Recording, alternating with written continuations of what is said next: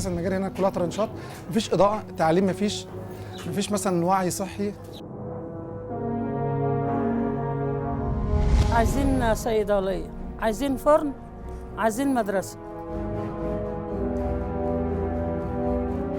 وعايزين نبقى احنا نسكن في حته حلوه، مش عايزين نقعد في الشارع الوحش ده. نفسي اعيش. مهندس محمد رفعت، مهندس ميكانيكا، احد مؤسسي حمله حلوه يا بلدي. الفكره جت ان احنا بنحب بلدنا وعايزين نخدمها بشكل ايجابي. فكرنا نخدم بلدنا ازاي، عايزين نعمل حلول، مش عايزين نقعد نتكلم وبس. الحمله بدات كانت 3 بس في الاول، كانت انا واحمد هارون ومحمد مراد. اتعرفنا على بعض من الاول ان احنا كان كل واحد فينا جواه الهدف وجواه الفكره. قلنا ليه ما نعملش حاجه كلنا مع بعض تخدم بلدنا ونحاول نعمل حاجه ايجابيه.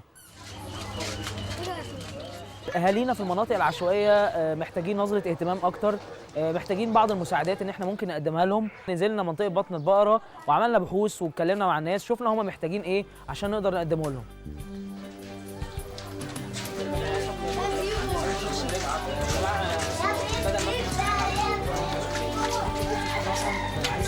هتلاقي اللوضه الناس يشيل الزباله ريحه نافضه. شارك معانا الشيخ احمد النمر، ساعدنا في ان هو يتكلم مع اهالي المنطقه ازاي نقدر نتكلم معاهم، ازاي ان هم يقبلوا مننا اي نصيحه، اي حاجه عايزين نقدمها لهم. هو اول مره محمد رفعت جالي بصفه عامه، يعني جالي عندي فبيعرض عليا الفكره ان ازاي انظف منطقه، ازاي اشجر، ازاي اعمل حاجات كتير في بطن البقره، لان هو محمد رفعت جه كتير قوي بطن البقره ولف فيها فتعب من المشاكل اللي فيها بصفه عامه. رتبنا ان احنا الاول هنكنس الشوارع، بعد كده التبييض، بعد كده التشجير، بعد كده في حمله ولاد وفي حمله صحيه للسيدات. فابتدينا الاول الشباب بكنس الشوارع ماشي مع مسويتها بالجرار.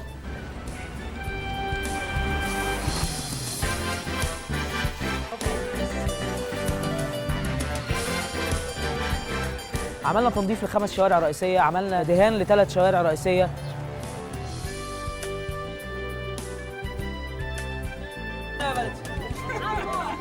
زرعنا اكتر من حوالي 25 30 شجره. ما نسيهاش؟ نسقيها الاول. يعني قبل ما يجوا ينظفوا بتوع حلوه يا بلدي ما كانش المكان نظيف ولا كانش حد بيستهم بنظافه. هم بصراحه جم نظفوا المنطقه كلها، جم نظفوها وعلموا الناس النظافه. ايوه كده. جينا في نفس الوقت واحنا بنبيض كانت الانسات مستنيه هناك في حمله توعيه صحيه وحمله للاطفال، تنميه فكر اطفال ايه. عملنا ورشه اطفال، كان في الاساس بنحاول نطلع اللي جواهم، هم عايشين ازاي او هم نفسهم في ايه، فكل واحد رسم رسمه معينه. الحلو اللي احنا لقينا ان هم اذكياء جدا، في نتائج طلعنا منها بالاطفال وهم نفسهم يبقوا احسن، بس يعني نفسهم حد يديلهم فرصه ان هم يبقوا احسن. انا شايفه ان هم كبوتنشال او كامكانيات ممكن يبقوا احسن من كده بكتير، بس لو اتحطوا في بيئه احسن شويه. قدرنا ان احنا نعمل حاجه جميله جدا وهي التوعيه الصحيه لربات المنازل والتوعيه التعليميه للاطفال. جبنا الاطفال واتكلمنا معاهم. انت اكلت حاجه من للاسف هناك مفيش صيدليه، مفيش خدمات طبيه. بنلاقي بعض الناس ان هي ممكن تقعد لمده سنه او اكتر ما بتقيسش السكر. بنلاقي الناس محتاجه ان هي تقيس الضغط بشكل دوري لان هم مرضى ضغط.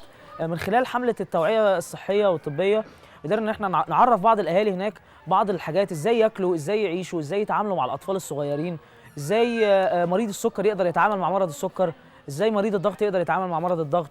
قدرنا ان احنا نعمل قياس لحالات كتيره جدا للسكر، وقدرنا ان احنا نعمل قياس للضغط.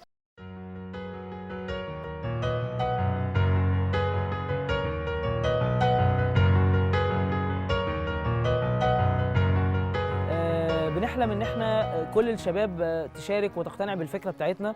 ان شاء الله بنهايه عام 2010 بنستهدف اكتر من 500,000 شاب.